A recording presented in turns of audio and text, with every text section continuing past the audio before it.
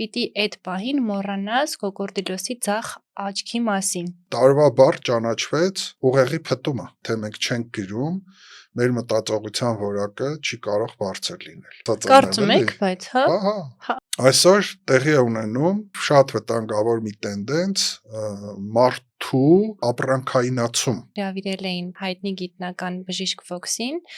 որը գիտական տերմիններով, բայց անիմաստ դասախոսություն էր կարդացել։ Նախկինում երեխաների համար երկու հեղինակություն կար՝ ծնողները եւ ուսուցիչները։ Այսօրվա ուսուցիչը մրցում է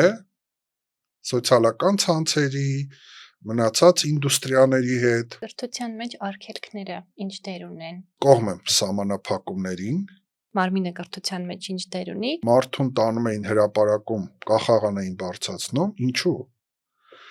Որովհետեւ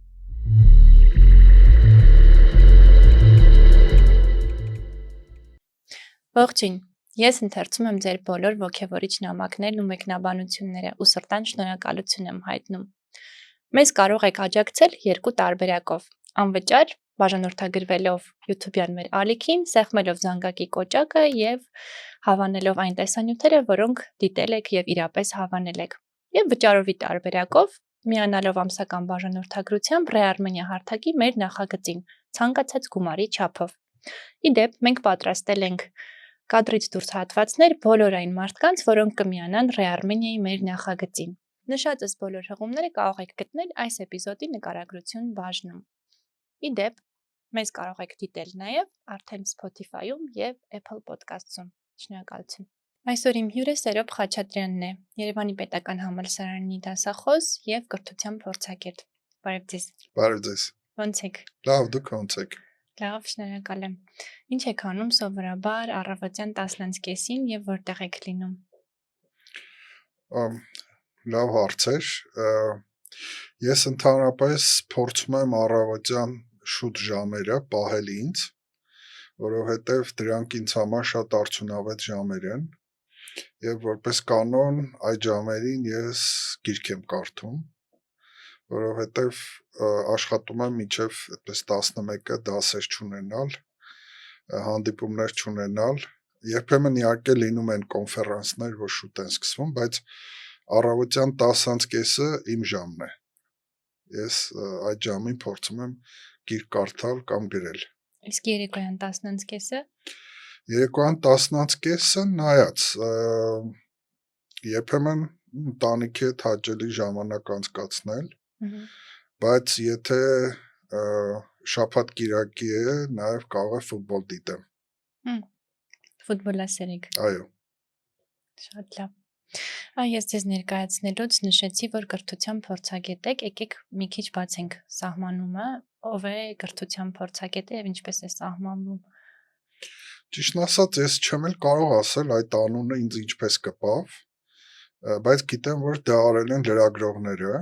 որովհետեւ մի քանի այդպես ծրագրերի է ես մասնակցում եւ փորձագետ էի եւ այդ ծրագրերը նաև լուսաբանվում էին կոնֆերանսները, այդտեղ ինձ ելույթ էին տալիս, ասում էին հիմա մեր ծրագրի փորձագետին լսենք։ Եվ այդպես լրագրողները ինձ հետ հարցազրույց էին վերցնում ու ներկայացնում էին որպես փորձագետ։ Հետո այդպես անունը ինձ տիպավ։ Փորձագետը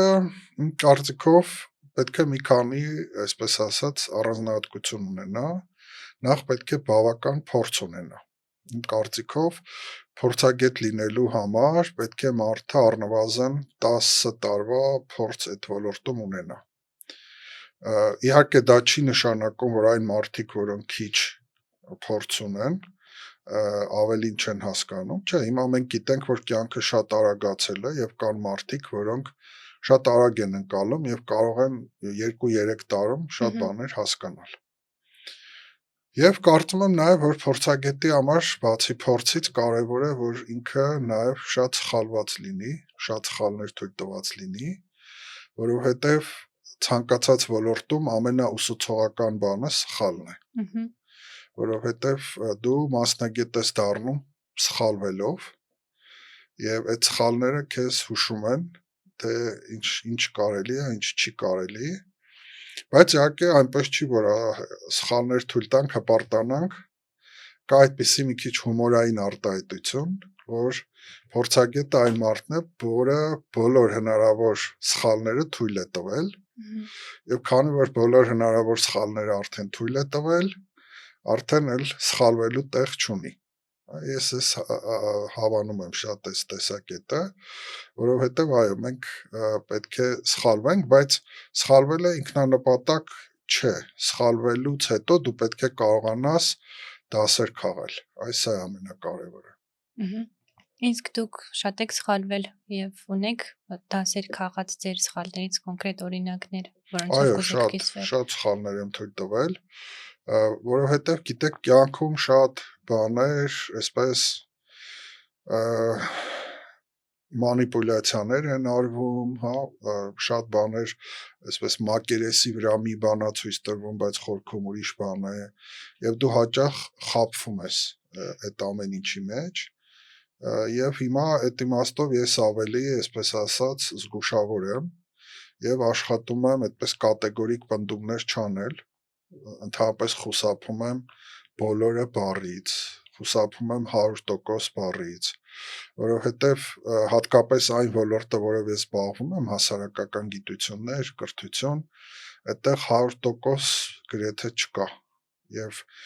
միշտ ընդհանրացումների մեջ շատ զգուշավոր եմ լինում։ Դրանք իմ դասերն են, որ ես քաղել եմ իմ սխալների արդյունքում եւ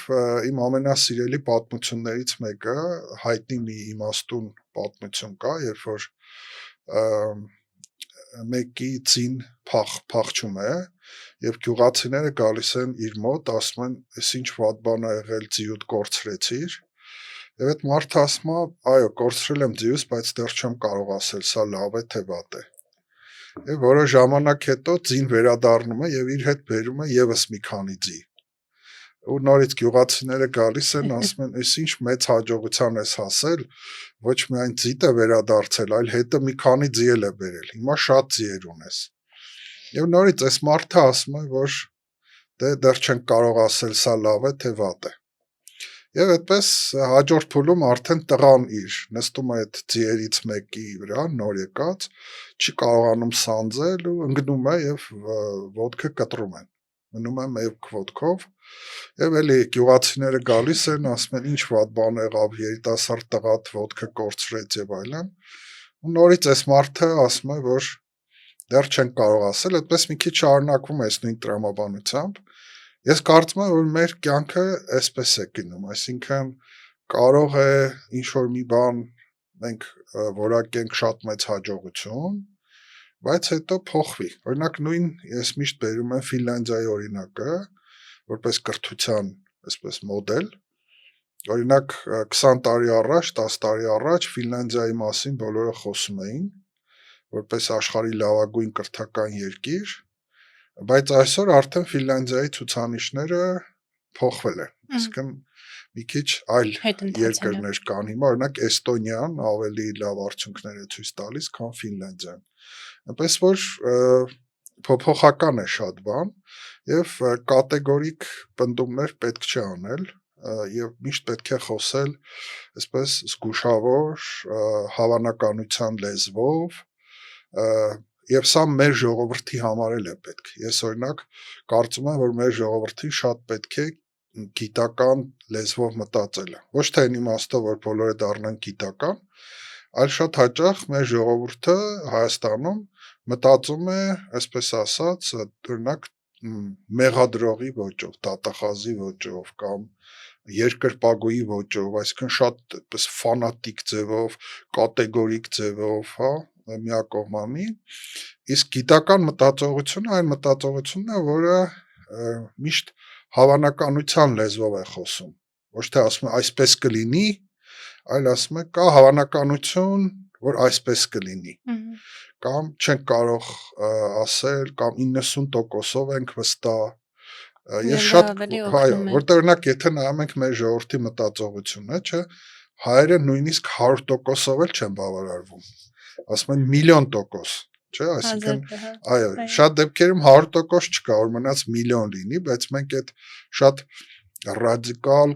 կատեգորիկ մտածողություն ունենք, որի պատճառներից մեկն այն է, որ իրականում մենք շատ դեպքերում դպրոցներում, երբեմն նաև համալսարաններում ոչ թե գիտություն ենք սովորեցնում, այլ գիտության մասին։ Եվ արդյունքը լինում է այն, որ երեխան տարիներով անցնում է մաթեմատիկա, ֆիզիկա, քիմիա, պատմություն, բայց իրականում ինքը այդ գիտության լեզվով չի մտածում, ինքը դրանց մասին է անցնում։ Ավելի կողքից։ Այո։ Շատ կարևոր թեմա բարձրաձայնեցիք, անպայման կգանք նաև դպրոցներին ու համալսարաններին, բայց կուզեմ հետ գնանք ձեր նախորդ մտքին, որ ասեցիք խուսափում եք խոսել ընդհանրական լեզվով, ինձ հետաքրքիր է ձեր վերաբերմունքը կրթություն տերմինի մասին։ Մենք կրթություն ենք կոչում ըստ էության 3 տարբեր ժամանակաշրջանների տարբեր երևույթներ, նկատի ունենալով անցյալի մեր գիտելիքն ու փորձը, ներկայի գործողությունները ու ապագայի մասին ցանկալի պատկերացումներ, բայց 3-ն էլ ասում ենք կրթություն։ Արդյոք այս 3-ը նույնն են եւ տեղավորվում են այդ մի բառի տարածքում։ Կրթություն բառը, եթե փորձենք այդպես ստուգաբանենք, ինքը ավելի նեղ իմաստ ունի, education բառն է, որի արմատը նշանակում է, եթե լատիներենից թարգմանենք, ներսից դուրս բերել։ Այսինքն սա հետաքրքիր մի տեսություն է, դուք գիտեք, որ երկու մոտեցում կա այդպես, որ կրթությունը մի բան է, որ դրսի աշխարհը փորձում ես փոխանցել կամ պարտադրել մարդկանց, իսկ մյուսը այն է, որ մարդը իր ներսում դատարկ գրատախտակ կամ տաբուլա ռազա չէ, եւ իր ներսում արդեն կան որոշակի այսպես սխեմաներ, որոշակի նախնական գիտելիքներ, եւ կրթության խնդիրը այն է, որ մարդու մեջ եղած այդ սխեմաները, նախնական գիտելիքները դու փորձես ակտիվացնել եւ դուրս բերել։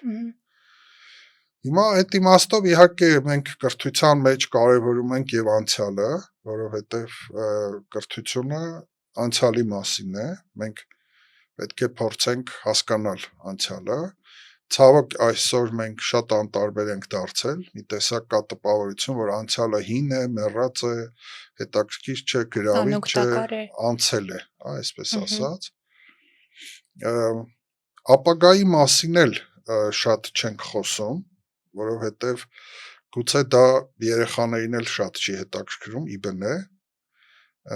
Այսօր մեր կրթությունը ավելի շատ փորձում է կենտրոնանալ ներկայի վրա, ինչը ես համարում եմ վատ միտում, որովհետև այդ 3 ժամանակները անցյալ, ներկա, ապագա, իրենք իրականում շատ միախառնված են եւ որևէ մեկին գերակայություն տալը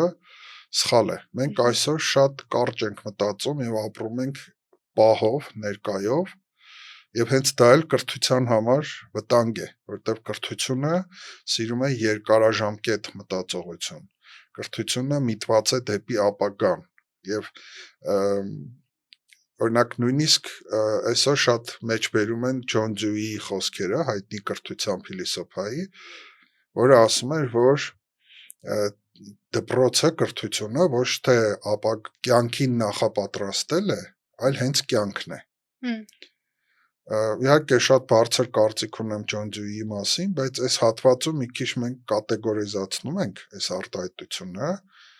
եւ կարծում եմ, որ այո, կրթությունը նաեւ նախապատրաստություն է։ Չպետք է ասենք, որ կրթությունը հենց կյանքն է,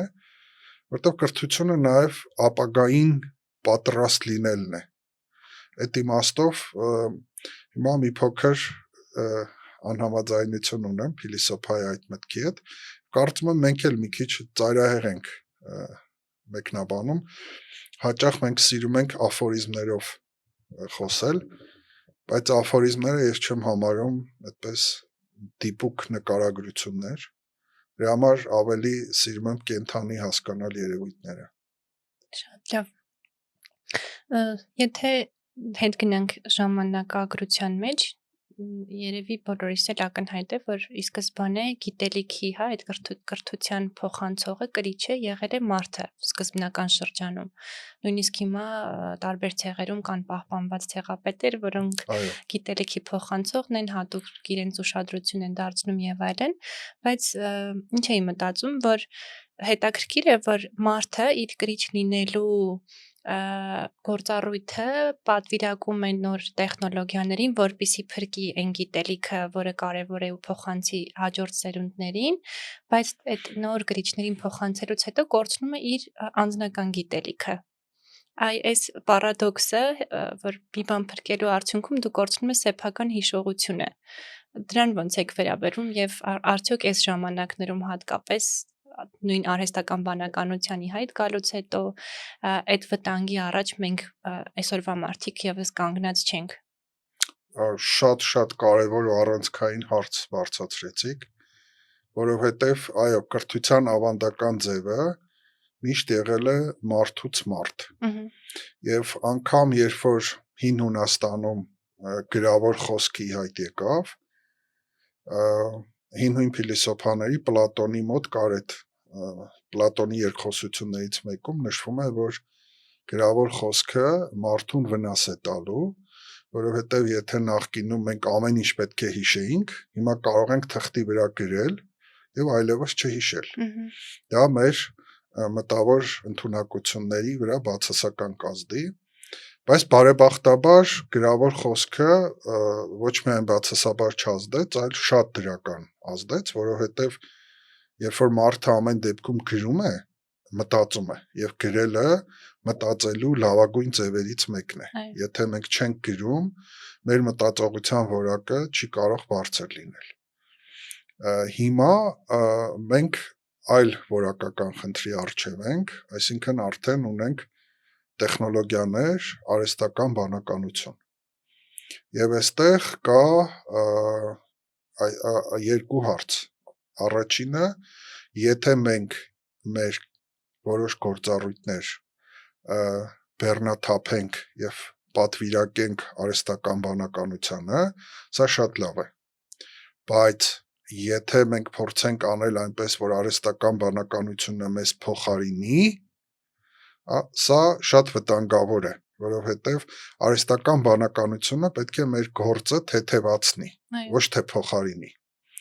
Եվ հիմա մի շատ հետաքրքիր նոր հասկացություն կա մասնագետների շրջանում, կոչվում է իմացական պարտք։ Իմացական պարտք։ Այո։ Մենք միշտ պարտք ասելով երկու իմաստ ենք տեսնում, չէ՞։ Ֆինանսական պարտք, երբ որ գումար ես պարտք ինչ որ մարդու կամ բանկին, եւ ունենք պարտքը որպես բարոյական կատեգորիա, հա, պարտք ծնողների հանդեպ, հայրենիքի հանդեպ եւ այլն։ Հիմա այս իմացական պարտքը ինչ է նշանակում։ Իմացական պարտքը այն երևույթն է, երբ որ մարդիկ մտածում են, որ ինձ տվել են տնային աշխատանք, գրել ինչ որ շարադրություն, ես կարող եմ դա չանել եւ արհեստական բանականությունը թող գրի այդ շարադրությունը կամ խնդիրը լուծի եւ ես տանեմ ներկայացնեմ որպես իմ կատարած աշխատանք։ Հիմա մասնագետների կարծիքով, երբ որ մենք մտածողական որոշ գործառույթներ չենք անում, դա, այսպես ասած, տալիս ենք արհեստական բանականությանը, մեր ներսում տեղի է ունենում հետընթաց, պարտք է հավաքվում։ Իմացական պարտք, այսինքն բաներ, որոնք ես պետք է սովորեի, պետք է իմանայի,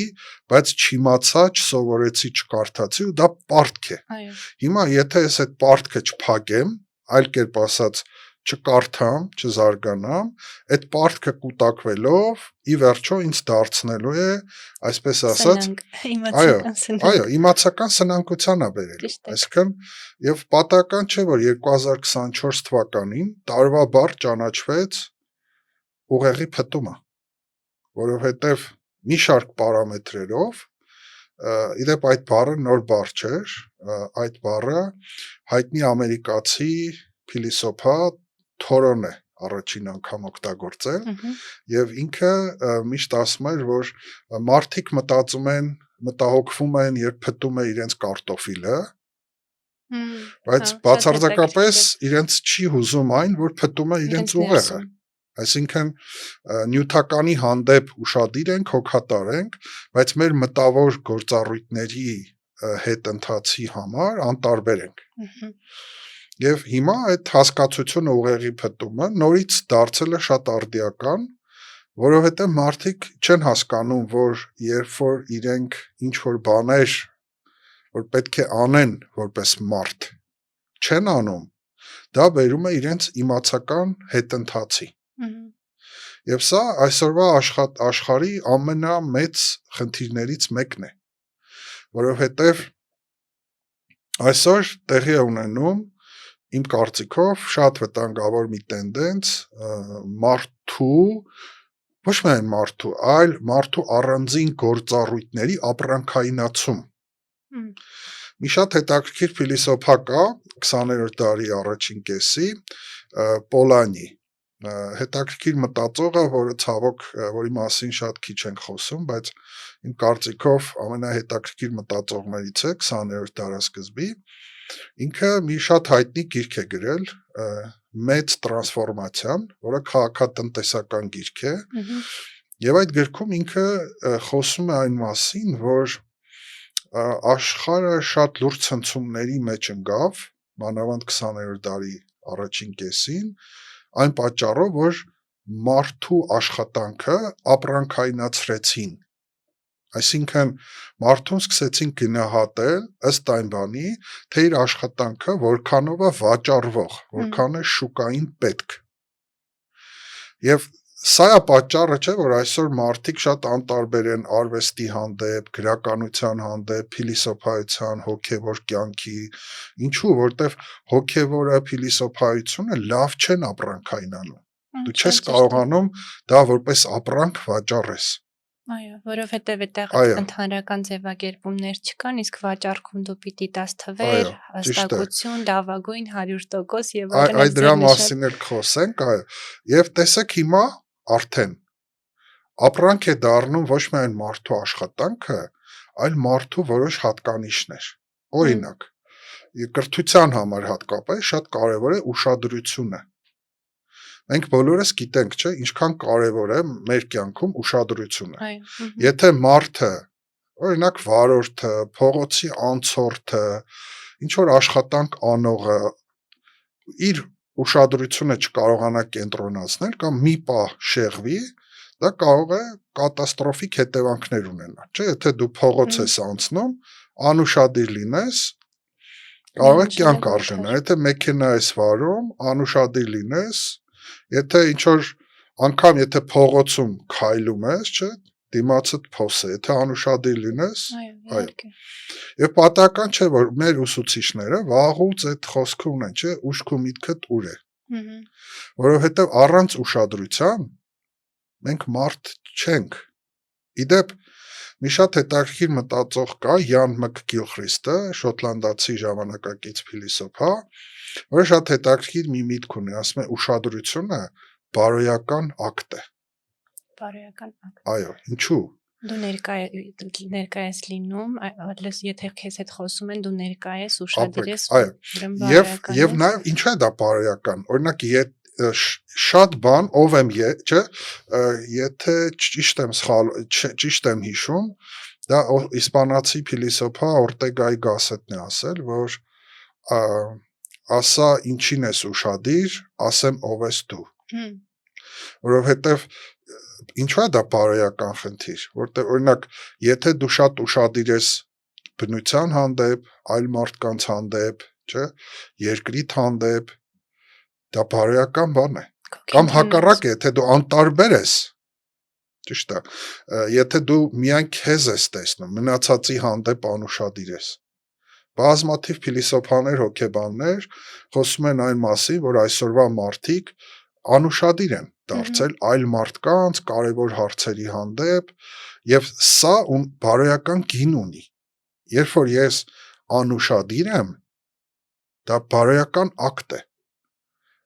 Շատ հետաքրքիր միտք ասեցիք։ Եվ այդ իմաստով հիմա ինչ է տեղի ունենում։ Հիմա ուշադրությունը մեր դարձնում են ապրանք։ Այսինքն այս ինդուստրիաները արդեն ոչ միայն մեզ որպես մարդ ամբողջություն են ապրանքայնացնում, այլ մեր ամենաառանցքային որակները։ Դրանցից մեկը ուշադրությունն է։ Հնարավոր բոլոր գովազդներով, հարթակներում, սոցիալական ցանցերը։ ցանցերում Շատ հետաքրքիր IT ոլորտի մասնագետներից մեկն է ասել, այս բանին չեմ հիշում ով, բայց շատ տարածված արտահայտություն է, որը ասում է, եթե ինչ-որ մի բան անվճար է ձեզ համար, ուրեմն դուք այդտեղ ապրանք եք։ Սոցիալական ցանցերը անվճար են, չէ՞, նույնիսկ տարօրինակ է։ Այսինքն մենք ոչինչ չենք վճարում սոցիալական ցանցերին։ Այո, չէ, ամենայն դեպս ոչ բաժանորդագրություն կա, ոչ անդամավճար կա, ծրի։ Բայց ո՞նց է ստացվում, որ այդ սոցիալական ցանցերի տերերը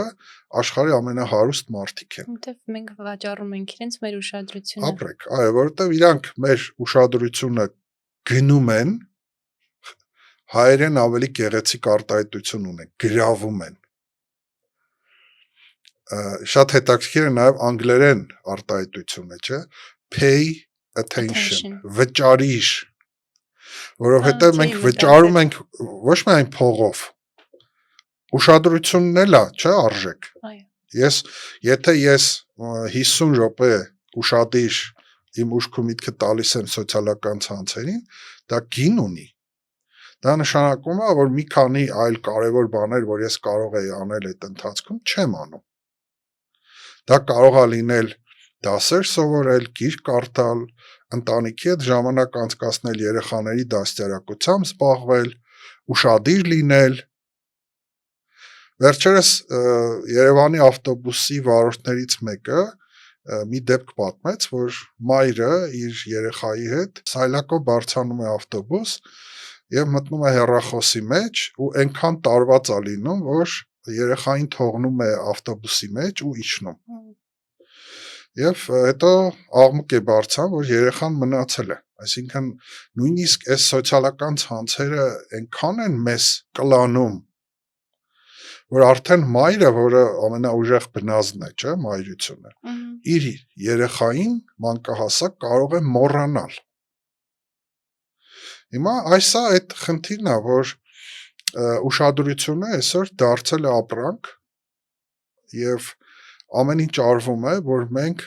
ուշադրությունը մեր գնեն։ Այո։ Եվ սա կրթության համար շատ մեծ խնդիր է, որովհետեւ երեխան, որը իր ուշք ու միտքը, իր ուշադրությունը պետք է տար կրթությանը, տալիս է այլ բաների, սոցիալական ցանցերի, ինչ-որ ռիլերի եւ ինչ-որ տեսանյութերի, նույն այդ ուղեղի փտումը, չէ, brain rot-ը։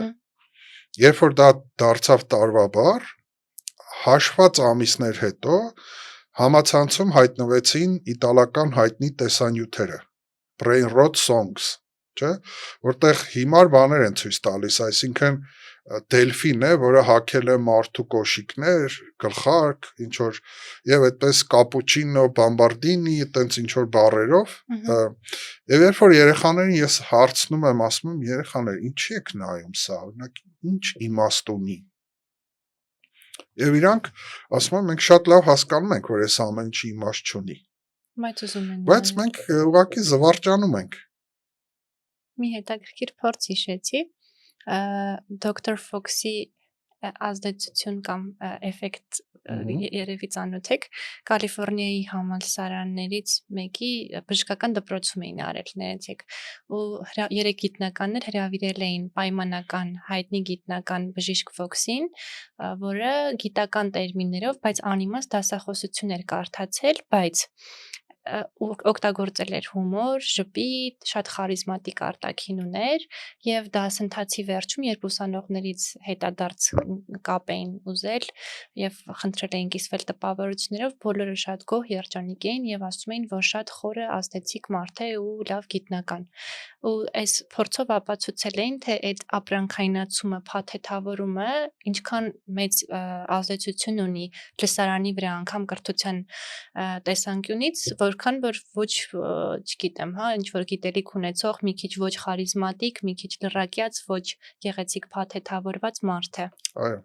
Այդպիսի հետաքրքիր փորձեր կան, հայտնի է գիտնական, հայտնի ֆիզիկոս Սոկալի փորձը, եւ եւս 3 հոգի կային, մի քանի տարի առաջ էր դա, որոնցից մեկը ամերիկահայ էր, Պիտեր Պողոսյանը, Սոկալը եւ հետո այդ Պիտեր Պողոսյանը իր գործընկերների հետ գիտական հանդեսներին ուղարկել էին հոդվածներ։ Եվ ամեն հոդվածում միտումնավոր դրել էին հիմար մտքեր, մի քանի հատ։ Եվ հոդվածն էլ եղել էր տրենդային թեմաներից, այսինքն այնպիսի թեմաներ, որ մոդայիկ են։ Եվ հոդվածները ընդունվել էին հրատարակման, Պիտեր Պողոսյանի դեպքում 21 հոդված էին ուղարկել ծածկանունով, 14-ը ընդունվել էին։ Ընդ որում դրանցից մեկը եղել էին հեղինակավոր գիտական հանդեսներ։ Հիմա, այսինքն, եթե դուք տրենդային բաներ եք խոսում, երբեմն բացարձակ կարևոր չի այդ արանքում ինչ հիմարություն ասես, կարող եք ասել, կարևորը տրենդային թեմայից եք խոսում։ Բայց շատ մեծ խնդիր է հիմա կարծում եմ, որովհետև իսկապես ձևին զոհված է բովանդակությունը ու մենք նույն կրթության մեջ կարող ենք շատ հաճախ ընկնել այդ թակարդների մեջ ու շատ խարիզմատիկ, գեղեցիկ, լավ ճիշտ առոգանությամբ խոսող առաջնորդների, ուսուցիչների, ցանկացած հա մեր կյանքում հանդիպած տարբեր մարդկանց հետևից գնալ եւ իրենց այդ գրավչության շնորհիվ նաեւ հալած յուղի տեղ ընդունել այն բոլոր խոսքերն ու մտքերը, որոնք իրենք առաջ են քաշում։ Իսկ դա շատ լուրջ խնդիր է կարծում եմ։ Գանք մի քիչ երևի համալսարաններին ու դպրոցներին, քանի որ դուք 2 կրթական հաստատություններում էլ գործունեություն ծավալում եք, ինձ հետաքրքիր են ուսուցիչների մոտեցումները աշակերտներին, ինչ դեր ունի առհասարակ, հա, ուսուցիչը աշակերտի զարգացման գործում եւ ինչն են սխալանում, ինչն են ճիշտ անում, որոնք այսօրվա կրթական վիճակին են բերել։ Տեսեք,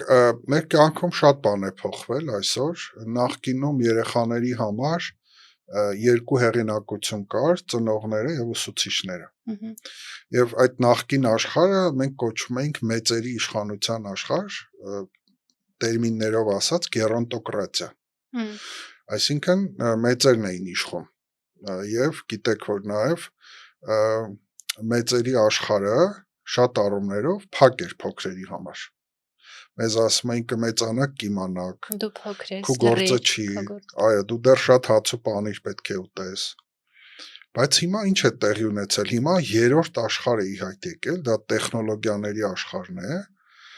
որը շատ բաներ միանգամից երեխաների առջև բացում է։ Այսօր փոքր երեխաները կարող են 2 ժամ YouTube նայել եւ ամեն ինչ իմանալ։ Եվ արդեն մեծահասակը այլևս հեղինակություն չէ։ Եվ այդ իմաստով այսօր գիտնականները շատ խոսում են այն մասին, որ այլևս մանկություն չկա։ Հիշում եք, մենք ժողովրդական խոսք ունենք, ասում ենք ոչ մեծ կա, ոչ փոքր կա։ Հիմա մենք ապրում ենք մի դարաշրջանում, որ ոչ մեծ կա, ոչ փոքր կա։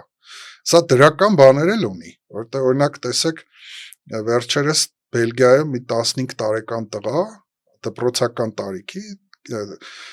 գիտական թեզ էր պաշտպանել քվանտային ֆիզիկայից։ Այսինքն, այս աշխարհը հնարավորություն է տալիս երեխային իր տեմպով զարգանալ, ոչ թե սпасել, թե երբ պետք է ընդունվեմ համալսարան, քվանտային ֆիզիկա իմանամ, երեխան կարող է 12 տարեկանում էլ կարդալ, թե ինչ է քվանտային ֆիզիկան, 15 տարեկանում ատենախոսություն պաշտպանել։ Այս հիմա արագացումները դուք տեսնում եք բոլոր ոլորտներում կան արդեն։ Շախմատի աշխարհի ամենաերիտասարդ չեմպիոնը Գարի Կասպարովն ու Կարլսենն էին, որոնք 22 տարեկանում էին դարձել, հիմա ներկայիս աշխարհի չեմպիոնը 18 տարեկան է։ Ֆուտբոլում, չէ, Բարսելոնայի ամենահայտնի ֆուտբոլիստը Յամալը, որը 17-18 տարեկան է եւ աշխարհի երկրորդ լավագույն ֆուտբոլիստ ճանաչվում։ Այսինքն այսօր այս զարգացումների դրական այն է, որ երեխան եթե ունի հետաքրքրություն, սեր, աշխատասիրություն, կարող է շատ արագ հասնել ինչ որ բարձունքների։ Բայց այստեղ խնդիրը նա, որ արդեն հեղինակությունը ուսուցչի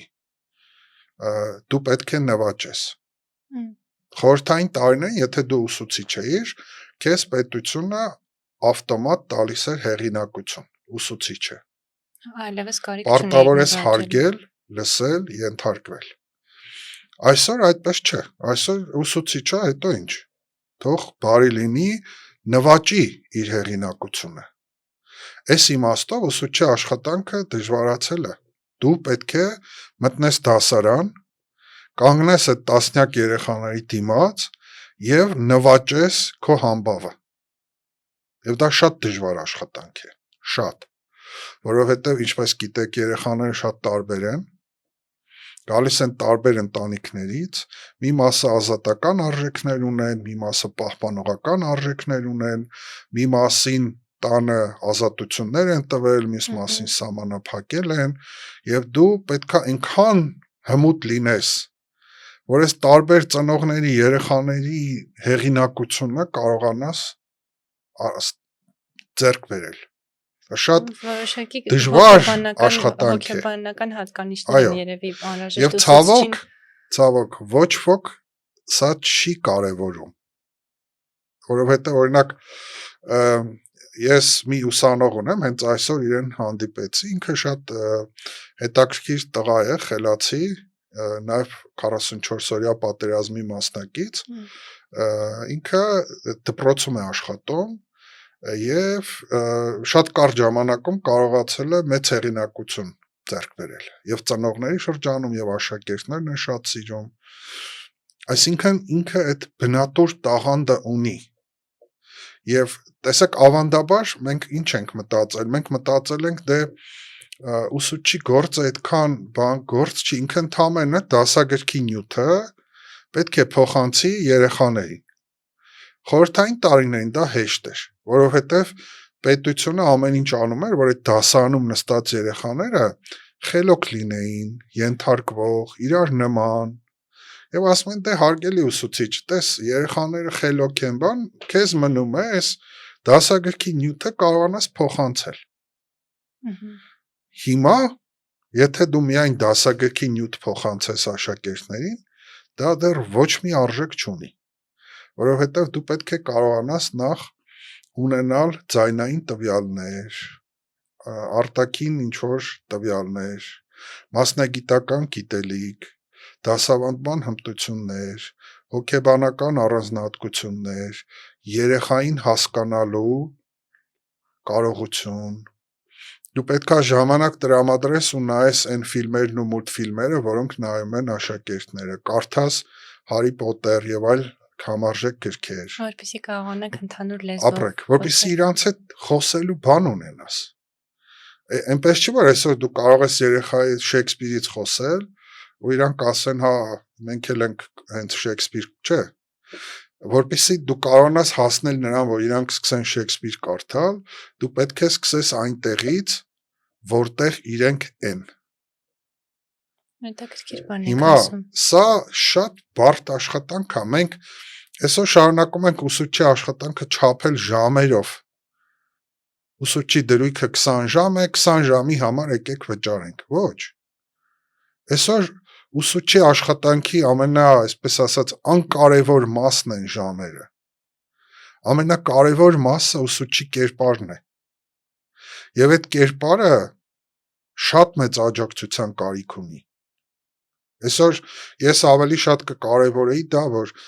մենք ունենանք ուսուցիչներ, որոնք հետաքրքիր մարդիկ են, հումորով մարդիկ են, երեխաների մասնագետ են, ունեն էմոցիաները ճիշտ աշխատացնելու հմտություններ։ Մենք այսօր էլ չէ, մեր կամավոր ատեստացիան խրախուսում է, թե ուսուցիչը իր առարկան ինչքան գիտի։ Համաձայն եմ, պետք է իմանալ, եթե դու ֆիզիկա չգիտես, պարզ է երեխաները կծիծաղեն քո վրա։ Բայց արդյոք միայն ֆիզիկա իմանալը բավարար է, որ դու ուսուցիչ լինես։ Բացարձակ բավարար չէ։ Եվ այսօր կան լավագույն ուսուցիչ լինելու տասնյակ, 100-ից ավել չափանիշներ։ Այս սա է, որ այսօր ուսուցչի աշխատանքը դարձնում է դժվար։ Նաև ուսուցիչներ ունեն մրցակիցներ։ Առաջ չկար, չէ, YouTube,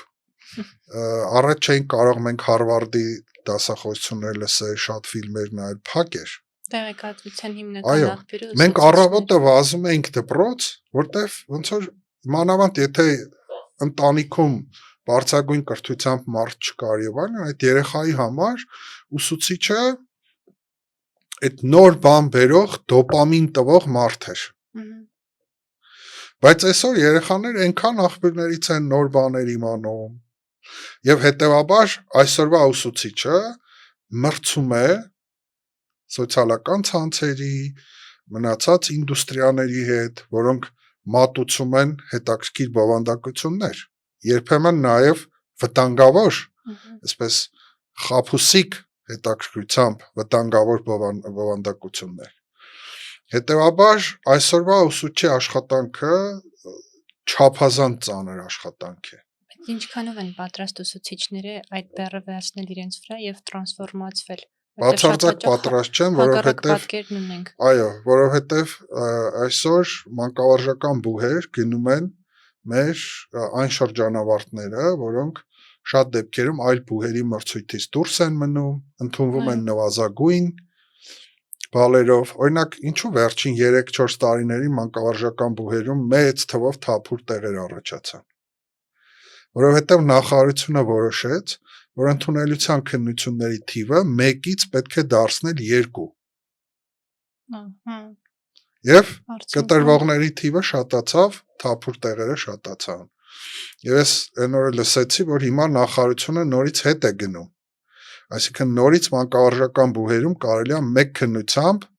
կարծեմ ԲՏՃՄ մասնագիտություններով ընդունվել։ Հիմա սա է, մենք պարադոքսալ վիճակի մեջ ենք։ Մի կողմից մեզ ուսուցիչները օդի ջրի պես անհրաժեշտ են, որտեղ իրենք կարևոր առաքելություն ունեն, մյուս կողմից մենք ապրում ենք մի հասարակարգում, որտեղ ուսուցիչ լինելը չի գնահատվում։ Այո, իմ ուսանողներից մեկը, որը ուսուցիչ է աշխատում էլի, վերջերս ասում է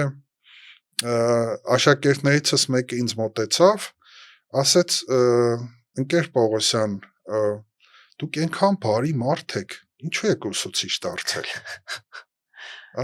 Տեսնում եք, այսինքն երեխաների մոտ կարծրատիպ կա, որ դպրոցը գազանանոց է եւ ասենք բարի ուսուցչին երեխաները կարող են հոշոտել։ Դրա համար դի ուսուցիչը մի քիչ տենց չար լինի, խիստ լինի, որ կարողանա սանձել երեխաներին։ Հետևաբար այս պարադոքսը շատ բարդ հարց է։ Մի կողմից մեզ պետք են ուսուցիչներ։ Այդ ուսուցիչները միայն առարկա չպետք է իմանան, միայն դասավանդման մեթոդներ չպետք է իմանան։ Իրենք պետք է ունենան անձնային չափազանց բարձր որակներ։ Բայց իրենց էլ ձևավորելու համար պետք են այլ ուսուցիչներ, մի տեսակ ինչտեղից պետք է սկսել։ Մենք արդեն բանով հետ ենք, չէ՞, գլորվում ծնագնդի սկզբունքով։ Եթե մանկավարժական բուհերի որակը ընկնում է, ուսուցիչների հաջորդ սերունդը լինում է թույլ։ Եթե ուսուցիչների հաջորդ սերունդը եղավ թույլ, աշակերտների հաջորդ սերունդը կլինի ավելի թույլ։ Եթե աշակերտների հաջորդ սերունդը եղավ ավելի թույլ, մանկավարժական բուհեր ընդունվողների հաջորդ սերունդը կլինի ավելի թույլ։ Եվ այդպես մենք այս 30 տարի հետ գլորվելով գնում ենք։ Նախկինում մենք ունեինք մանկավարժական բուհեր ընդունվող դիմորդներ, որոնք դպրոցը ոսկե մեդալով էին ավարտել։ Հիմա գնացեք տեսեք, քանի մեդալակիր կամ գերազանց շրջանավարտ դիմում է մանկավարժական բուհեր։ Համարյա 0։ Որտեվ այսօր ով գերազանց է, գնում է այլ տեղեր։ Այստեղ մի հետաքրքիր բան էլ ձեզ ասեմ։ Տեսեք, նախկին մեր հասարակությունը, որը ավելի այդպես հայրիշխանական էր, մի կարևոր դեր էր ունենում կրթության մեջ։ Հայրերը շատ դեպքերում, մանավանդ մարզերում, արգելում էին, որ իրենց երեխաները, աղջիկ երեխաները գային Երևան։ Այդպիսի դրվածք կար։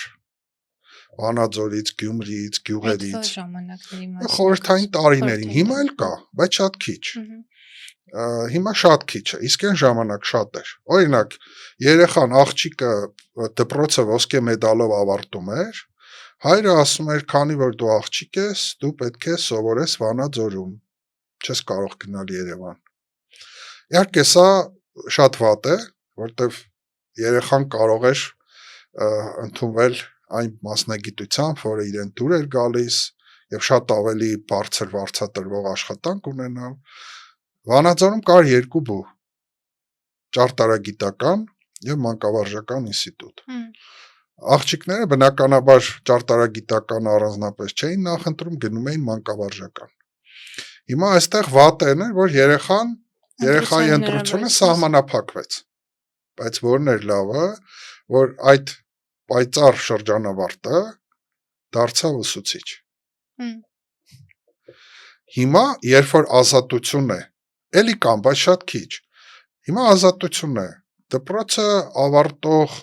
լավագույն շրջանավարտները էլ չեն գնում մանկավարժական։ Գնում են իրավագիտություն, բժշկություն, միջազգային հարաբերություններ, IT, բայց դա եւ դպրոցը կորցնում է նոր որակյալ ուսուցիչներ ունենալու հնարավորությունը։ Բայց եթե հարցնենք ուսանողներին, վստահ եմ շատերը լիարժեք չեն էլ պատկերացնում ոլորտը ընտրելուց առաջ։ Նույն ես ինքս մարզից եմ ու մեզ մոտ Սյունիքում շատ տարածված էր, հա, ով որտեղ ընդունվել էր, ինչ որ մի քանի լավ բան լսել էին, այդ սկզբունքով ընտրում էին համալսարանը կամ ինչը գուցե այս պահին ակտուալ մասնագիտություն է։ Գուցե այդ խնդիրը ունենք մանկավարժության մեջ, որ այն մեր խոսակցության սկզբին գալով, հա, փաթեթավորումը, գրավչությունը, դաշտի, ֆինանսից սկսած, օրինակ ուսուցիչները սկսեցին կամավոր ատեստավորվել, մայրս ուսուցիչ է։ Մեծ ոգևորությամբ լիարժեք նվիրվեց իր այդ կենսաբանական նոր բաներին, ամեն օր կարդում, սովորում է ու իրեն լիարժեք վերաիմաստավորել է իր մասնագիտությունը, ինքն էլ շատ հաճախ ասում է, որ շատ լավ բան էր։ Ես նորից ավելի մեծ ծավալով ինձ ուսանողի նման եմ զգում, անընդհատ նոր բաներ եմ սովորում։ Ու դա ոգևորություն առաջացրեց մյուսների մոտ եւս, հա, որ կարելի է ավելի լավ սովորել, ավելի աճել եւ այլն, ու դրա հետ նաեւ կաճեն քո ֆինանսները։ Գուցե այստեղ մենք խնդիր ունենք, որ հիմա հայացքը դեպի IT ոլորտում է, քանի որ ավելի եկամտաբեր է։ Ի վերջո այդ կարիքների բավարարման առաջնային պայմաններից մեկը հենց ֆինանսներն են, չէ՞։ Այո, ճիշտ եք ասում, դա կարևոր է, բայց մի ուրիշ բան էլ կա։ Նայեք, ինչն է հետաքրքիր, հա, որ ճիշտ եք ասում, երեխաները շատ մասնագիտությունների մասին կարող են սխալ պատկերացումներ ունենալ, օրինակ մտածեն, որ իրենք պետքա բժիշկ դառնան, բայց հետո պարզվի, որ ինքը ընդհանրապես չի կարող բժիշկ դառնալ։ Հա, մանկավարժի մասնագիտությունը շատ տարբերվում է մյուսներից։ Ինչով? Որ երեխաները, այսպես ասած, ոչ հիվանդանոցում են, չէ, ոչ IT կամպանիայում են, ոչ արտաքին գործերի նախարարությունում են, եւ իրանք լավ չեն պատկերացնում այդ ոլորտներում ինչա տեղի ունենում։ Բայց իրենք որտեղ են, դպրոցում են։ Հետևաբար իրենք իրենց ուսուցիչների օրինակով արդեն իրենց կաշվի մաշկի վրա զգում են, թե ինչ է նշանակում աշխատել ուսուցիչ։ Ու ես ունեմ կրթության բարեփոխումները գնահատելու ոչ ստանդարտ, ոչ ռացիոնալ գործիքներ։ Դրանցից մեկը հետևյալն է։ Հենց որ մեր շրջանավարտների մեջ ավելանա մանկավարժական բուհեր դիմողների թիվը, ուրեմն մեր դպրոցների վիճակը լավացել է։ Ինչու՞։ Որովհետև եթե երեխաները դպրոցում տեսնեն, որ վայ, էս ինչ լավ է, էս ինչ հետաքրքիր է, ես էլ եմ ուզում ընկեր Պողոսյանին նմանվել ու ուսուցիչ դառնալ, իրենք կգան։ Եթե չեն գալիս մանկավարժական մասնագիտություններով, ուրեմն այն ինչ տեղի է ունենում դպրոցներում, իրենց դուր չի գալիս։ Եվ ես այս թեմայով շատ եմ խոսում ավագ դպրոցի երեխաների հետ, հաճախ հարցնում եմ, երեխաներ, ինչու չեք դիմում մանկավարժական բուհեր։ Օրինակ, եթե ձեզ 1 միլիոն դրամ աշխատավարձ տան, կդիմեք մանկավարժական բուհեր։ Կա մի երկու հոգի ասում են այո, մյուսներին ասում են, բայց ինչի չեք ուզում, էլի 1 միլիոնը շատ լավ աշխատավարձ է։ Գիտեք ինչ են ասում։ Ասում են, բայց հարցը միայն փողը չի։ Մենք երբ որ տեսնում ենք մեր ուսուցիչների տանջանքը, տառապանքը, մենք չենք ուզում իրենց նմանվել։ Այսինքն, եթե դու ուզում ես կրթության բարեփոխումը գնահատել, բայց շատ լավ է, որ դու պետք է նայես նույն Ֆինլանդիան, չէ, որի մասին խոսում էինք։ Ֆինլանդիայում, ասենք, շատերն են ուզում ուսուցիչ դառնալ։ Եվ այնպես չէ, որ Ֆինլանդիայում ուսուցչի աշխատավարձը բարձր է։ Միջին 3000, 4000 եվրո, գուցե մի քիչ ավել, որը Եվրոպայի համար մեծ գումար չէ։ Բայց իրենց գուցե դուր է գալիս միջավայրը, որտեղ եթե ես գնում եմ դպրոց ու ամեն ինչ լավ, ամեն ինչ հաճելի է, սիրում եմ իմ ուսուցիչներին, ես ասում եմ, վայ, ես էլ եմ ուզում իրենց նմանվել։ Հիմա եթե երեխաները չեն գալիս մանկավարժական բուհեր, ուրեմն չեն ուզում ուսուցիչներին նմանվել։ Ոչ թե այն իմաստով, որ ուսուցիչները վատն են, այլ այն իմաստով, որ իրանք տեսնում են, որ ուսուցչի աշխատանքը շատ ծանր աշխատանք է եւ չգնահատվող աշխատանք է։ Եվ նաեւ իրենք էլ են տեսնում, որ ինչքան տարբեր երեխաներ կան դասարանում, ու այդ մեկ ուսուցիչը պետք է տարբեր երեխաների հետ լեզու գտնի։ Ճիշտ է։ Իրականում այդ շատ ուրախալի է, որ նաև ոչ միայն ֆինանսական բանով են դիտարկում այսօրվա երիտասարդները, այլ նաև իսկապես այդ աշխատանքը ի վերջո քո կյանքի մի մասն է դառնում, ու դու պիտի ապրես։ Շատ հաճախ ավելի խելացի մարդը միայն փողի համար չի աշխատում, որովհետև այդ հոգեկան վիճակը, ինչպես ես դու զգում քո աշխատավայրում, չէ՞, հաճույքով ես աշխատում, թե տհաճ, դրանք նույնպես կարևոր են։ Ֆինանսական կապիտալից բացի նաև սոցիալական կապիտալ կա, այն բոլոր բաները, որոնք քեզ լիարժեք մարդն որպես այդպեսին։ Բայց ցավոք սրտի, քանի որ այսօր, ինչպես Պոլանիներ նշում, աշխատանքը դարձել է կապիտալ, մարդը շատ հաճախ իր մեջ փորձում է զարգացնել այն հմտությունները, որոնք շուկայում պահանջվում են։ Ինչ ենք բոլորս գնում IT ոլորտ, որտեվ շուկայում այդ է գնահատվում։ Հետաքրքիր բան եք ասում։ Բանը հիշեցի Պիգմալիոնի պատմությունը, երբ ինքը այդ շղթայական ուսուցիչ աշակերտա պահանջարկ ու բան իմաստով, Պիգմալիոնը հունական առասպելաբանության հերոսներից էր քանդակագործ, որ քանդակ է սարքում կնոջ բանով, ու այնքան է ուզում, որ այդ քանդակը լինի իր կինը, ի վերջո սիրո Աստվածուհու բարեխոսությամբ քանդակը դառնում է իր կինը, այսինքն ինքը սպասում էր, ի վերջո իր սպասումները արդարացնում է գոյություն չունեցող բանը դարձնելով կենդանի մի բան։ Հիմա այդ նույն սկզբունքով մենք մեր մեջ արթնացնում ենք այն բաները, հատկանիշները զարգացնում եւ մեծացնում ենք, որոնք շուկան մեզ դրսից ասում են, որ դրա կարիքն ունեն, ինչ մեզնից սպասում են, հա, բայց գուցե քանդակի օրինակով այդ կինդիները լավագույն դրսևորումը չէր քանդակի կենթանանալը, գուցե քանդակ մնալով ու լռելով ինքն ավելի մեծ արժեք ունենար։ Այնպես որ այո, ես Պիգմալիոնի էֆեկտը շատ եմ օգտագործում իմ դասավանդման փորձում եւ դա մանկավարժության ամենակարևոր էֆեկտներից մեկն է, դա այն է, երբ որ դու ինչպես Պիգմալիոնը սիրահարվում է իր քանդակին եւ կենթանացնում, այդ նույն ձևով, եթե ուսուցիչը շատ սիրի իր աշակերտներին, ինքը իր աշակերտներին կողքեվորի ու կկենթանացնի, այսպես ասած։ Դա էլ է շատ կարևոր, որտեվ աշակերտները մի կարևոր առավելություն ունեն։ Իրենք շատ լավ են զգում ով է ուսուցիչը, որպես մարդ։ Աշակերտների մոտ այդ ինտուիտիվ զգացական բաները շատ ուժեղ են զարգացած։ Քանի որ իրենք մեր նման կարծրատիպային չեն, իրանք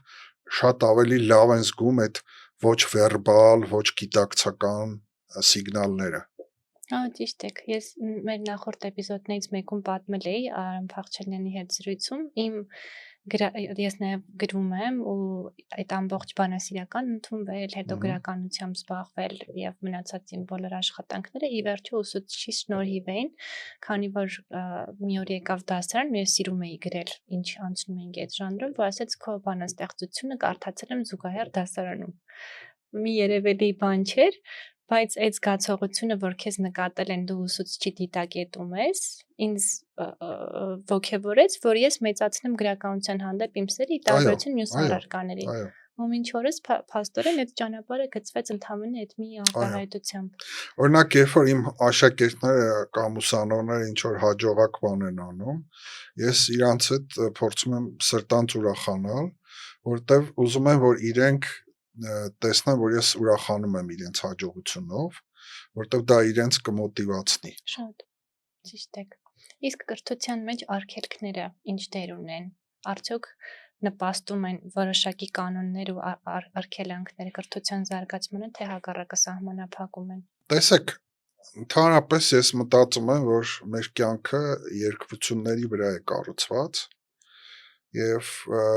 հաճախ այդ երկվությունները իրար, այսպես ասած, հակադիր են լինում։ Եվ դրանցից մեկը այդ արգելքն է, որ կարծում եմ, որ պետք է անպայման լինի արգելքը։ Եվ կրթության խնդիրն էլ է դա։ Իդեպ այդ մասին շատ հանճարեղ այդ պարադոքսը ձևակերպել է գերմանացի փիլիսոփա Կանտը։ Ինքը ասել է, որ կրթության ամենամեծ խնդիրը այն է, թե ինչպես երեխաներին դարձնել ազատ, հասկանալով, որ պետք է լինեն սահմանափակումներ։ Հիմա այդ ճիշտ բալանսը, այդ պարադոքսի, որտեղ ակնհայտ է, եթե չկա ազատություն, չկա մտածողություն, չկա որակյալ կրթություն։ Եթե աշակերտը ազատ չի կարող մտածել, ապա մենք շատ բանի չենք կարող հասնել, բայց մյուս կողմից էլ ազատ մտածելուց ավելի կարևոր բան կա՝ ճիշտ մտածել, որովհետև ես միշտ այն կարծիքին եմ, որ ազատ մտածողությունը դա ամենակարևոր բանը չի։ Դա այո, սկզբի համար լավ է, բայց մեր նպատակը պետք է լինի ոչ թե ազատ մտածողություն, այլ ճիշտ մտածողությունը։ Ակի ստեղ էլ հարց է առաջանում, թե այդ ճիշտը ով է սահմանում։ Եթե տոտալիտար երկիր է, պարզ է, որ կարող են քաղաքական ատյանները սահմանել։ Բայց եթե նորմալ երկիր է, այդ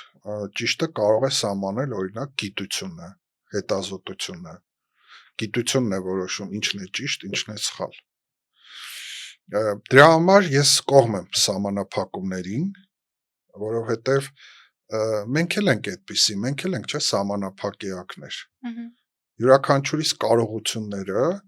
ինչ որ պատմական պահի սահմանափակ է։ Այո, գուցե այսօրվա վազորդները շատ ավելի արագ են վազում, քան 100 տարի առաջվա վազորդները։ Եթե 100 տարի առաջ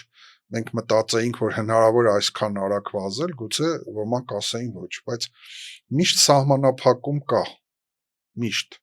մեր հնարավորությունները մենք որպես էակներ սահմանափակ էակներ ենք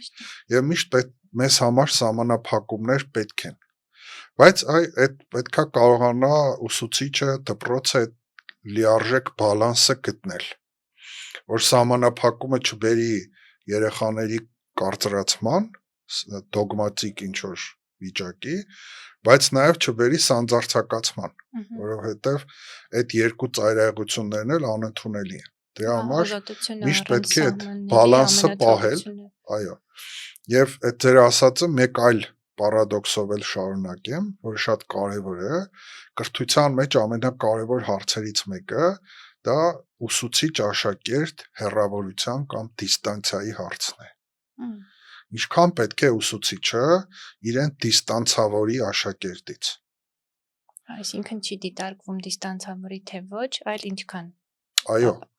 որովհետև տեսեք, օրինակ հիմա մենք ունենք ուսուցիչներ, որոնք մտածում են այսպես, որ պետքա երեխաների հետ շատ ընկերական լինենք, մոտիկ, քույր եղբոր պես, որ մեզ սիրեն, որ մեր առարկան սովորեն։ Այսինքն, այս այն դեպքն է, որ ուսուցիչը քանդում է դիստանցիան, չի ընդունում։ Վերցնում է մեկ այլ դեր, որը ուսուցիչի դերը չի։ Դառնում է աշակերտներից մեկը, ինչպես ասում են, ձեզանից մեկը։ Մյուս ծայրահեղությունը այն է, որ ուսուցիչը ասում է, ես չեմ կարող մոտենալ աշակերտին, ես պետք է իմ բարձրության վրա լինեմ, եւ սրա խնդիրն էլ այն է, որ այս դեպքում էլ այնքան մեծ է այդ հեռավորությունը, որ աշակերտները ուղղակի չեն ընդունում ուսուցչին։ Բայց իմ առաջարկը այն է, որ մենք չենք կարող ունենալ ստանդարտ դիստանցիա։ Այսինքն չկա բանաձև, որ աշակերտի եւ ուսուցչի միջև դիստանցիան պետք է լինի այսքան։ Իմ լուծումը այն է, որ նայած իրավիճակ։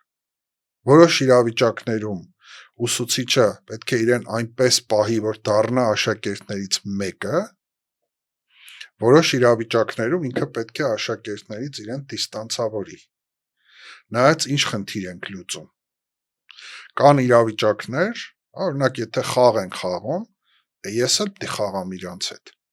Որտեվ եթե ես ասում եմ դե լավ, դուք երեխա եք, դուք խաղացեք, ես ուսուցիչ եմ, բարձունքում մնամ, այդ լավ չի։ Երբ որ դու ես իրենցից մեկը դառնում, իրենց հետ հավասար, չգիտեմ, խաղ ես խաղում, դա շատ լավ է։ Բայց սրա վատը այն է, որ եթե դու անընդհատ իրանցից մեկն ես, իրենք կարող է քեզ լուրջ չընդունեն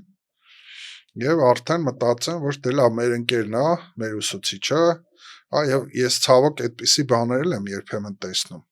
դպրոցներում, երբ որ երեխաները այդ սահմանը անցնում են, ուսուցիչն էլ թույլ է տալիս, որ անցնեն։ Դրան ես դեմ եմ։ Դրա համար խելացի ուսուցիչը ինքը պետք է այդ սահմանը շարժական պահի։ Հիմա ես մոտեցա, հիմա ես հեռանում եմ, հիմա մի քիչ էլ եմ մոտենում, հիմա ավելի եմ հեռանում, այսինքն նայած դու ինչ խնդիր ես լուծում։ Այդ սահմանը պետք է լինի շարժական։ Ու դա էլ արդեն ուսուցչի Այո, պատրաստվածությունից է գալիս։ որովհետև ընդհանրապես ուսուցչի աշխատանքը, ուսուցչի ամենամեծ հմտությունն է, իմ կարծիքով, իրավիճակը ողջամիտ կառավարելն է։ Միացյալ Նահանգներում մի շատ հայտնի ֆիրմային խանութ կա Nordstrom։ Nordstrom-ը ինչով է հայտնի աշխարհում, որ իրենց այդ աշխատողների այդ կոդեքսը, որ կա վարքագծի, ընդամենը բաղկացած է մեկ նախադասությունից։ Բոլոր իրավիճակներում կայացրու ողջամիտ որոշում։ Երբ որ իրենք աշխատող են ընդունում, կարգախոսը սա է։ Ինչու՞։ Որովհետև ես ինչ իմանամ դու ինչ իրավիճակների մեջ ես հայտնվելու, որ քեզ ասեմ այսենց կանես, այսենց։ Ու կանխատեսելի չեն բոլոր Այո, իրավիճակները։ որովհետև եթե ես քեզ ասեմ բոլոր հաճախորդների հետ պետքա լինես սիրալիր, օրինակ, դա կարող է որոշ իրավիճակներում քեզ փորձանքի բերի։ Դու պետքա իմանաս, որ իրավիճակում ոնց պահես։ Օրինակ, ես կարծում եմ, որ կան իրավիճակներ, որ ուսուցիչը պետք է շատ խիստ լինի, սահմանափակումներ պետք է դնի։ Կան իրավիճակներ, որ ուսուցիչը պետքա մեղմ լինի։ Նայած իրավիճակ, նայած օր, նայած ինչ է տեղի ունենում դասարանում, նայած դասարան, կա դասարան, որի հետ պետքա ավելի մեղմ լինել, կա դասարան, որի հետ եթե մեղմ խնդիրներ կառաջանան, այսինքն այդ շարժականությունը, այդ իրավիճակում ողջամիտ որոշում կայացնելը։ Օրինակ, եթե ինձ մնար, ես մանկարժական բուհերում հատկապես այս սա կարևորեի։ Ինչպես սովորեցնենք ուսուցիչներին իրավիճակը ճանաչել եւ գործել ըստ իրավիճակի։ Որովհետեւ գիտեք, ես չեմ կարող 100% իմանալ, թե այդ օրը ինչա տեղի ունենում։ Մենք հաճախ տենց ինչ որ բովանդակություն, մեթոդներ, բաներ ենք սովորացնում, որոնք համատեքստից դուրս են։ Եվ ասում ենք, այսինքն մանկավարժության մեջ դեղատոմսեր չկան։ Միակ դեղատոմսը, որ պետք է սովորացնենք, հենց դա է, բոլոր իրավիճակներում գտիր ողջամիտ տարբերակը։ Այս է։ Դրա համար, որպեսզի սա անի, ուսուցիչը ոչ թե պետք է մեթոդներ անգիր անի, բանաձևեր անգիր անի, այլ կարողանա իրավիճակները խելամիտ ու ողջամիտ կառավարել։ Եվ սա շատ մեծ հմտություն է ու շատ դժվար։ Վերջերս ես մի բան էի նայում, որ ասում է ուսուցիչները, որոնք դպրոցից դուրս են գալիս, իհարկե լավ ուսուցիչները, շատ մեծ հաջողությունների են հասնում կառավարչական ոլորտներում։ Որովհետև այն փորձությունը, որոնք իրենք անցնում են դպրոցում, աշակերտների հետ, ծնողների հետ, հետո շատ հեշտ է թվում։ Հետաքրքիր է։ Որտեվ եթե դու կարողանում ես երեխաներին կառավարես, ծնողների հետ լեզու գտնել, արդեն կարողանում ես նաև հիմնարկներ ղեկավարել։ Եվ կար այդպիսի մի հետազոտություն, որը ասում էր, որ լավ ուսուցիչները, հաջողակ ուսուցիչը, եթե դպրոցից դուրս է գալիս գնում է այլ ոլորտ, ինքը բավական լավ առաջ է գնում։ Դե այդ հատկապես անցումային տարիքի երեխաների հետ ու նաև նույն երեխայի համար ծնողի հետ հարաբերություններ կառուցել իսկապես մեծ հմտություն ու փորձառություն է։ Այո։ Իսկ դուք նաև տարբեր հարցազրույցներում խոսել եք մարմնի մասին, մարմինը կրթության մեջ ինչ դեր ունի, կուզեմ մի փոքր դրան էլ անդրադառնանք, բայց ոչ միայն կեցվածքի դասական, ավանդական կրթության մեջ, այլ նաև առողջական տեսանկյունից, չգիտեմ, ֆիզիկական ակտիվություն, առողջ սնունդ եւ այն բոլոր բաղադրիչները, որ պայմանավորում են մեր մարմինը եւ հենց այդ մարմնի ինչպիսին լինելը ինչպես է ազդում կրթության մեջ, կրթության վրա։ Տեսեք, մարմինը շատ կարևոր է իհարկե եւ երկու առումով կարող ենք դիտարկել։ Մենք հաճախ այսպես մտածում ենք, որ մարմինը կարևոր չի, դա հակադրում ենք հոգևորին, այդպիսի, գիտեք,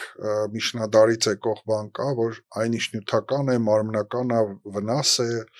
վտանգավոր է, այնինչ հոգևոր է, այդ հակադրումը կար, որը ժամանակակից գիտության մեջ արդեն հերքված է, որտեվ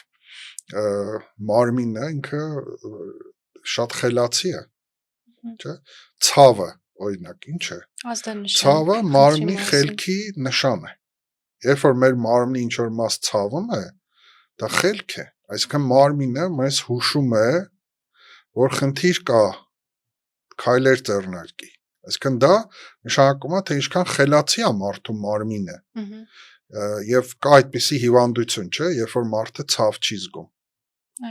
և այդպիսի մարդիկ որպես կանոն երկար չեն ապրում, որտեվ եթե քո մարմինը ցավ չի զգում, դու այդ սիգնալները չես ստանում ցավի, հետևաբար դու կարող ես լուրջ առողջական խնդիրներ ունենալ, եթե դրա համար մարմինը կարևոր է, բայց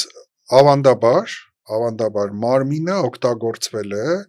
որպես իշխանության օբյեկտ, իշխելու օբյեկտ, և դրա մասին շատ մանրամասն խոսում է ֆրանսիացի փիլիսոփա Միշել Ֆուկոն, որը ներկայացնում է, որ կրթության խնդիրը դա լսող մարմիններ պատրաստելն է, լսող, հնազանդ, ենթարկվող, և դա նաև քաղաքական գործիք է։ Ֆուկոյի փիլիսոփայության հետաքրքիր թեզերից մեկը այն է, որ ինքը իշխանությունն ու գիտելիքը իրար հետ կապում է, այսինքն գիտելիքը օգտագործվում է որպես, այսպես ասած, իշխանության հետ կապակցված մի բան, և ինքը ասում է, որ նախկինում ամբողջ խնդիրը այն էր, որ մարմինը օգտագործվում էր իշխելու համար, օրինակ մարդուն տանում էին հրապարակում, կախաղան էին բարձրացնում, ինչու՞, որովհետև դրանով թագավորը մյուս քաղաքացիներին ազդանշան էր ուղարկում, որ տեսեք հարգելի ենթականեր, ձեր կյանքը և մարմինը իմ ձեռքում են, եթե դուք խելոք չմնաք, ես ձեր մարմինը ձեր ձեռքից կառնեմ։ Մեծ հաշվով առանց մարմնի գոյություն հնարավոր չէ։ Կամ ասենք այդ ճիպոտով հարվածելը, չէ՞, հրապարակում, մտրակելը։ Դա իմաստը որն է, որ ասենք ցույց է տալիս, որ տեսեք, ես ձեզ կբերեմ հրապարակ ու խայտառակ կանեմ, կմտրակեմ։ Բայց հիմա դա այլևս մղվել է երկրորդ պլան։ Հիմա այլևս այդպես հրապարակային մահապատիժներ, հրապարակային պատիժներ չկան, որովհետև մարմինը որպես իշխանության օբյեկտ արդեն քիչ է հետաքրքրում, և ինչու, որովհետև գտնվել է մարդկանց վրա ազդելու ուրիշ մեխանիզմ, այդ մեխանիզմը ուղեղի վրա ազդելն է, մանիպուլյացիան, տարբեր էմոցիոնալ գործիքներ օգտագործելը, այսինքն այսօր ավելի փափուկ գործիքներով են մարդկանց ենթարկացնում, չէ՞, նույն այդ գաղութատիրական բաներում էլ կա, չէ՞, մոտեցումներում, այսինքն կա ֆիզիկական ձև, երբ որ ռազմական ուժով ինչ-որ մի բան գրավում ես, նույն ասենք Ալեքսանդր Մակեդոնացին, չէ՞, գրավեց, բայց երբ որ փորձեց փափուկ գործիքներ աշխատացնել, ավելի դժվարացավ, չկարողացավ, օրինակ Եգիպտացիների մտածողությունը, մշակույթը փոխել, որտեղ դա ավելի դժվար է, քան ռազմական հաղթանակ տանելը։ Դու կարող ես ժողովրդին ֆիզիկապես նվաճել, բայց ժողովրդի ուղեղը նվաճելը այդքան հեշտ գործ չի։ Բայց դա մակեդոնացու ժամանակներն էին, հիմա արդեն մենք ունենք տեխնոլոգիաներ, քաղաքական մեզնից տեխնոլոգիաներ, ավելի լավ։ մարքեթինգային, որոնք այնպես են աշխատում, որ արդեն հնարավոր է մարդկանց, այսպես ասած, ուղեղը լվանալ։ Հիմա մենք գտնվում ենք այս վիճակում, որ կրթության համակարգը դեռևս շարունակում է մարմնի վրա ազդել։ Եթե դուք նայեք ուսուցիչների դիտողությունների մեծ մասը վերաբերում են աշակերտի մարմնին։ Ուղիղ նստի, շուռ արի, ոտքի կանգնի, ինձ նայի, ձեռքդ վերև բարձրացրու, ոտքդ իջացրու, բոլոր մարմնի մասին են, որտեվ մարմինն է եղել իշխանության օբյեկտը։ Իշխել ենք մարմնի վրա ազդելով։ Իհարկե սա կարևոր է, որովհետև եթե երեխայի մարմինը անկառավարելի է, ինքը չի կարող սովորել։ Այս չեմ կարող գլուխ կոնձի տալ դասարանում կամ դասի ժամանակ պառկել ու դաս լսել։ Հիմա օրինակ այդ պարադոքսն էլ կա, հիմա աշխարհում կան դպրոցներ, որոնք ասում են դե թող պառկի, ոչինչ երեխան, եթե ուզում է պառկած դասին մասնակցի, թող մասնակցի, եթե ուզում է կանգնած մասնակցի, թող այդպես անի։ Եթե դուք հիմա խոսեք դասվարների հետ, իրենք կնշեն, որ ամեն դասում տենց երեխեք կան, որոնք չեն նստում։ Վերակենում ման է գալիս, պառկում է, իրան թվում է, թե ասենք, բանա, ցուցահանդես է կամ պատկերասրահ։ Ինչու, որտեվ հիմա այդ մարմնի կառավարումը ավելի դժվարացել է։ Հիմա այս իրավիճակում իհարկե ուսուցիչներին միակ արդյունավետ ձևը այն է, որ պետքա դասը հետաքրքիր լինի, որ երեխային, այսպես ասած, գրավես։ Եթե չէ, ինքը անդադ իր մարմնով քեզ խանգարելու է, շարժվելու է, շուռա գալու, խոսալու է, խփելու է մեկին։ Այո, չի կարողանալու կենտրոնանալ։ Ինչ վերաբերում է այդ առողջական կոմպոնենտին, այո, այսօր ընդհանուր ընդունված է, որ ֆիզիկական առողջությունը նույնպես կրթվելու հետ կապ ունի։ Այսինքն, եթե մարդը ֆիզիկապես առողջ չի, իր կրթվելու հնարավորությունները ավելի նվազեն։ Դրա համար օրինակ էլի Ֆինլանդիայի օրինակը եթե բերեմ, իրենք ամեն օր դասացակում ունեն ֆիզիկուլտուրա, ֆիզիկական ակտիվություն ամեն օր, որովհետև երկար նստակյաց կյանքը շատ բացասաբար է ազդում։ Եվ այս իմաստով այնինչ հիմա տեղի ունենում Հայաստանի դպրոցներում անթույլատրելի է։ Մենք այսօր ունենք դպրոցներ, որտեղ դասամիջոցը 5-ից 10 րոպե է։ Սա էլ է ազդում, որ երեխաները դասերի ժամանակ ագրեսիվ են, որովհետև հետազոտություններով պարզվել է, որ աշխատանքի լավագույն ռեժիմ այն է, որ պիտի 45 րոպե աշխատես, 15 րոպե հանգստանաս։ Այսինքն նվազագույն դասամիջոցը պետք է լինի 15 րոպե։ Բայց մենք դպրոցներ ունենք, որտեղ ամենաերկար դասամիջոցը 15 րոպե չէ։ Եվ սա ինչի է բերում, որ երեխաները 45 րոպե լարված նստում են, հետո իրանց պետքա դասամիջոց, որ մի քիչ լիցքաթափվեն, հանգստանան, չեն ստանում, 5 րոպե են ստանում։ Հետևաբար երկրորդ դասին ավելի կատաղած են։ Երրորդին ավելի եւ արդեն այն ուսուցիչները, որոնք 6-րդ, 7-րդ ժամ են մտնում,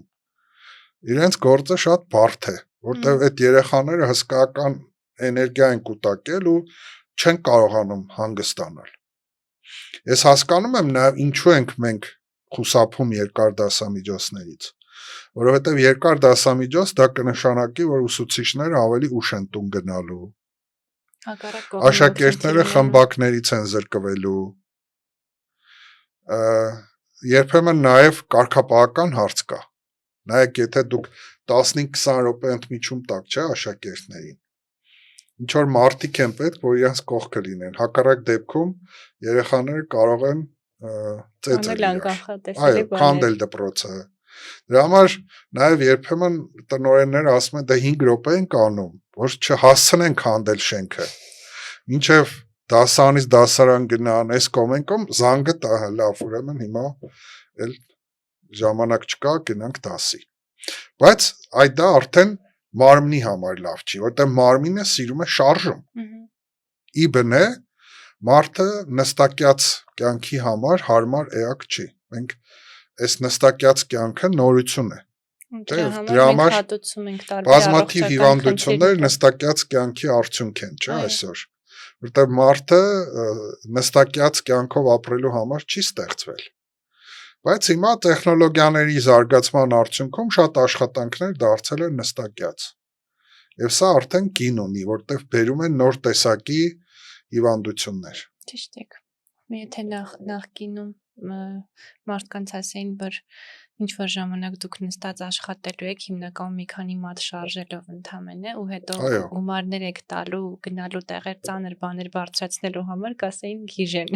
Ոնց է հնարավոր, բայց փաստորեն այսօր ունենք այն ինչ Ես մի հետաքրքիր դեպք պատմեմ, տարիներ առաջ մենք գյուղերից մեկում Հայաստանի բացեցինք ջիմ։ Մարզադահլիճ, եւ որոշ ժամանակ հետո պարզեցինք, որ համարյա մարդ չի գնում։ Եվ հետո երբ որ գյուղացիների հետ հանդիպեցինք, ասացինք Ժողովուրդ ջան, ձեզ համար թանկարժեք նոր սարքեր ենք բերել, բան, ինչու՞ չեք գալիս մարզվում։ Այդ մարդիկ մի բան ասեցին, որից հետո մենք հասկացանք, որ սխալվել ենք։ Իրանք ասեցին կներեք, մենք մինչև ժամը 6-ը դաշտերում աշխատում ենք։ Մի հատ էլ 6-ից հետո գանք ստեղ մարզվենք, մեղ չենք։ Եվ հասկացանք, որ իսկապես դեռ գյուղերում այդ նստակյաց կյանքը դեռ արմատավորված չի։ Այն ժամանակ դեռ սմարթֆոնը բան նոր էին դուրս եկել եւ կյանքը ավելի հեկտիկ էր, ավելի այսպես շարժողական էր, հա, շարժվում էին մարդիկ։ Եվ մենք հասկացանք, որ այո, գուցե երևանցիների համար պետք է մարզադահլիճը, որտեղ նստած են։ Բայց եթե մարդը մինչև ժամը 6-ը դաշտում աշխատել է, ֆիզիկական աշխատանք, մի հատ էլ գա, այստեղ անի իմաստը որն է։ Դրա համար նաև հիմա այդ թեզն էլ կա, որ եթե օրինակ մարդը օրվա ընթացքում ֆիզիկական բավարար ակտիվություն ունի, իրեն պետք չի գնալ մարզադահլիճ։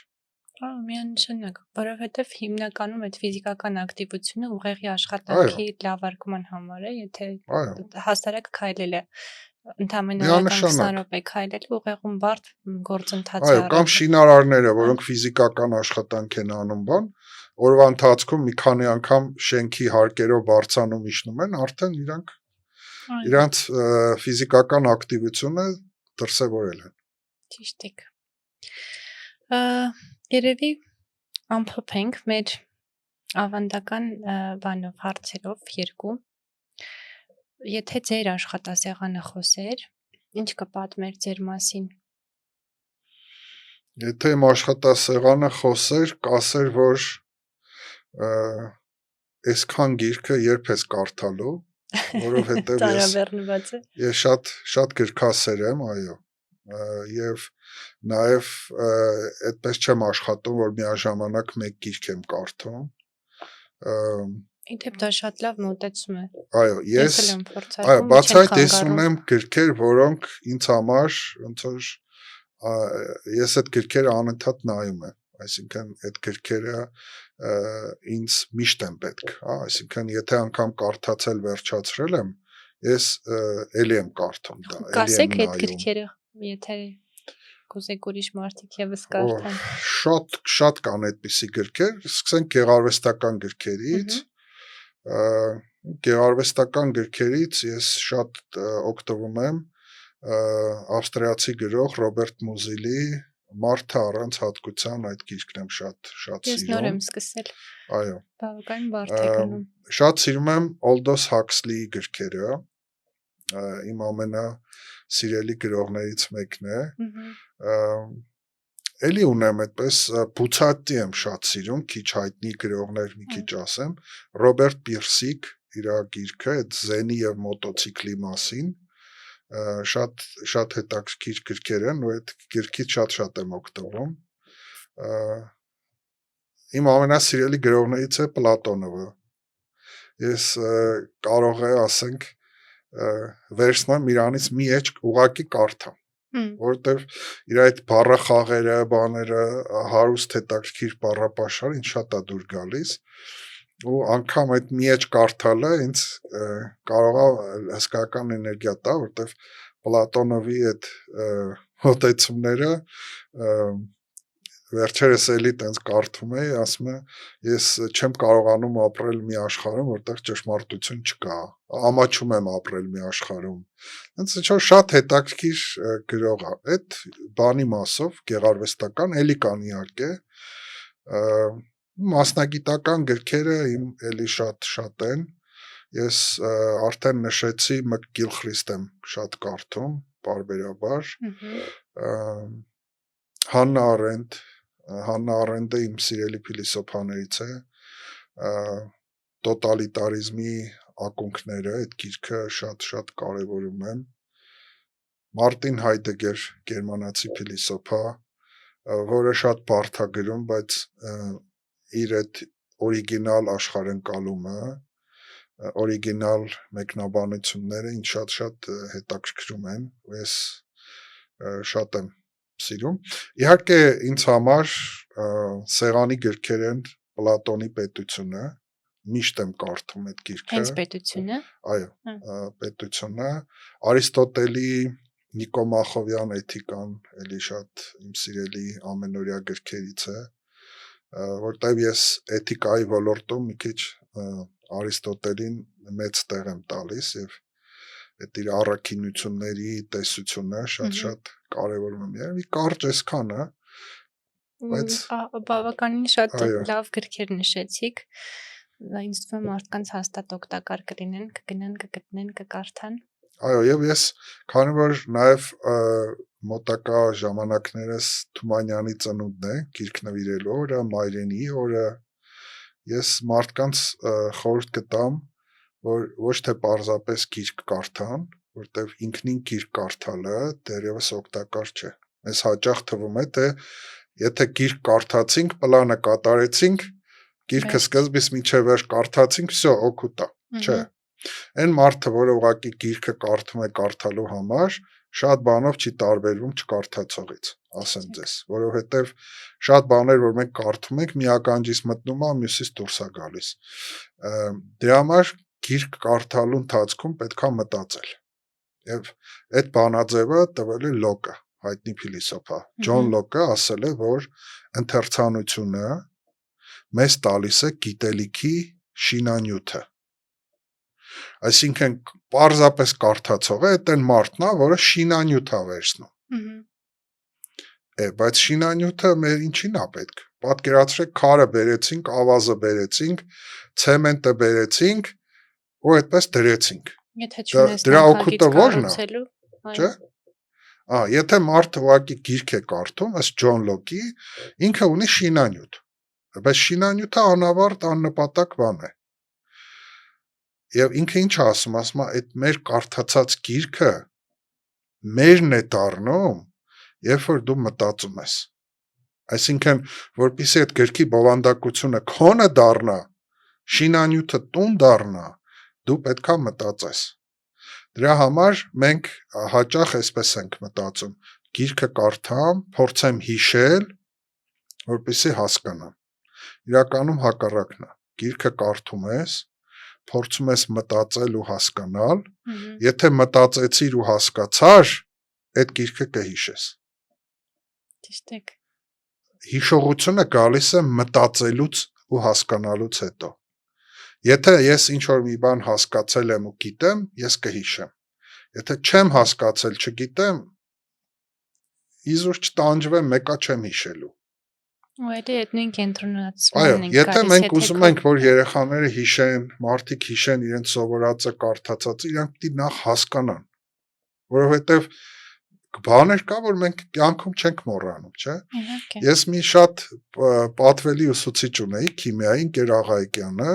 Գյումրու թիվ 20 դպրոցից։ Ինքը որ մեզ խնդիրներ էր տալիս, շատ խիստ ուսուցիչ էր, միշտ ասում էր գիշերը ժամը 4-ին գամ ձեր տուն, քեզ անկողնից հանեմ, այս խնդիրը լուծես։ Ու մենք էլ դե երեխա էինք, չէինք հասկանում այդ իմաստությունը, վախենում էինք, ասում ենք ոնց թե գիշերը 4-ին ընկեր Աղայկյանը գամ մեր տուն, մենք դասարանում ենք իրանից վախենում, որ գա մնաց, բայց հետո երբ որ կրթությամբ զբաղվեցի, ես հասկացա ինքը ինչ իմաստուն բան է ասում։ Իր ասած իմաստը այն է, որ եթե դու ինչ-որ մի բան հասկացել ես, կարևոր չի է ժամը քանիսն է։ Այսինքն եթե դու գիտես, հասկացել ես, գիշերը 4-ին էլ կլուծես։ Ճիշտ է։ Իսկ եթե չես հասկացել, ասել ես վայ հիմա հոգնած եմ, վայ հիմա գիշեր է, վայ մի հատ նայեմ, առաջի բառը նայեմ, չէ, ուսանողներն են ասում, կնի մի հատ առաջի բառը նայեմ, հիշեմ։ Ճիշտ է։ Այդ հիշելու հետ կապված ես էլ մի պատմություն հիշեցի, Մակեդոնացուց էլ օրինակ բերեցիք։ Պատմություն կար, այդ էլ զրուցում են Ժան-Կլոդ Կարիերն ու Ումբերտո Էկոն, մի գիրք կա, հույս չունենաք թե կազատվեք գրքերից։ Այդտեղ մեջբերում են այդ պատմությունը, որ Մակեդոնացին իր հերթական հարձակումներից առաջ որոշում է ապագան գուշակել եւ հրավիրում է գուշակի, խնդրելով օգնել այդ հմտությունը զարգացնել։ Գուշակն ասում է՝ լավ, ես ամեն ինչ կասեմ, թե ոնց կարող ես ապագան տեսնել, մեծ խարույկ պիտի վառես, այդ խարույկի ծխին հենց նայես, կտեսնես ապագան, բայց պիտի այդ պահին մոռանաս կոկորդիլոսի ձախ աչքի մասին։ Աչքի մասին մեկ-մեկ կարող ես հիշել, ձախի մասին չէ։ Եթե հիշեցիր, չես կարողանա գուշակել, ու մակեդոնացին բնականաբար հրաժարվում է իր ապագան գուշակելու մտադրությունից, քանի որ ամբողջ մտածողությունը կենտրոնանում էր կոկորդիլոսի ձախ աչքի վրա, ու այդ ամբողջ հիշողությունը ամեն ինչը ավելի լավ ֆիքսում է դա, քան այն գիտելիքը, որը իրականում ուզում էր ստանալ։ Այո։ Այդպես։ Վերջում մենք նաև ունենք հետաքրքիր խաղ, այսպես ասած, դուք ասում եք 3 փաստ անհավանական ձեր մասին, 2-ը ճիշտ, 1-ը սուտ, եւ փորձենք արդեն ճիշտ պատասխանը հետո կտեսաձայնագրենք, կուղարկենք մեզ ամսական բաժանորդագրությամբ միացած մարդկանց, իսկ մյուսները փորձեն մեկնաբանություններում գուշակել, հասկանալ, թե որ պատմություններ սուտ։ Փաստ առաջին, ես մի քանի ամիս առաջ 2 ժամ վոլեյբոլ եմ խաղացել։ Փաստ երկրորդ, ես շատ սիրում եմ շախմատ խաղալ։ Եվ փաստ երրորդ, ես իմ կյանքում կարդացել եմ 1000-ից ավել գիրք։ Հետաքրքիր էր։ Շնորհակալ եմ Սերոբ ջան, հուսով եմ մարդիկ կարձագանքեն հետաքրքիր մեկնաբանություններով ու կփորձենք հասկանալ ովքեր էին ճիշտ գուշակում այս փաստերից որն էր սուտը։ Շնորհակալ եմ, շատ հաճելի զրույց ունեցանք։ Շնորհակալ եմ։